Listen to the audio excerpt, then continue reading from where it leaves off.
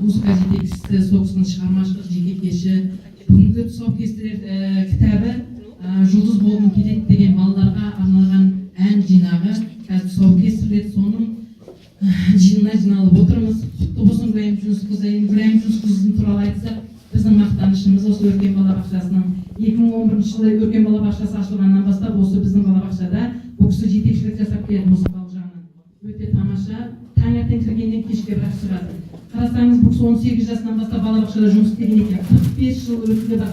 Балабақшада балаларды, Қазақстанымыздың сәбилерін патриоттық сезімге, әніне, өнеріне тәрбиелегеніне Гүлайым Жүнісқызының үлкен еңбегі сіңген. Бұл кісі баланы үйретуден жалықпайды. Әрқашанда баланың тілінде сөйлеп, өлең айтып, берейпейді. Біз өзіміз айтып отырамыз. Осы кісі қашан отырады екен деп, бірақ та әлде қазір өзі зейнет жасына келді, зейнетке шығып, сонда да баладан жалықпайды. Міне еңбегіңіз жанған деп ойлаймын, Гүлайым Жүнісқызы. Сіздің еңбегіңізді әрқашанда биіктен көрінсін.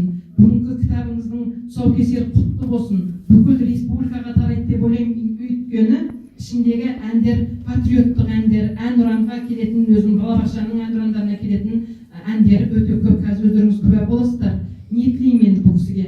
Әрқашанда осындай жайнап жүре берсін. Осы кісінің арқасында біздің Өркен балабақшасы талай биіктерден көрінді.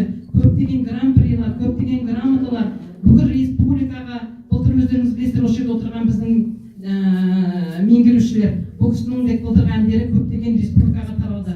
Енді бүгінгі де үлкен іс-шара. Осы іс-шарамыздың жалғасуына келгендеріңізге көп рахметімді айтамын. Қазір куә боласыздар бұл кісінің еңбегіне. Әрқашанда бұл кісінің семьясына бақыт тілеймін. Денсаулығыңыз мықты болсын. Әрқашанда биіктен көрініп, осы тәрбие беріп жатқан, өнер беріп жатқан балаларыңыз ертең сіздің алдыңыздан шығып, осы Гүлайым Жүнісқызы біздің осындай өнерге жетелеген деген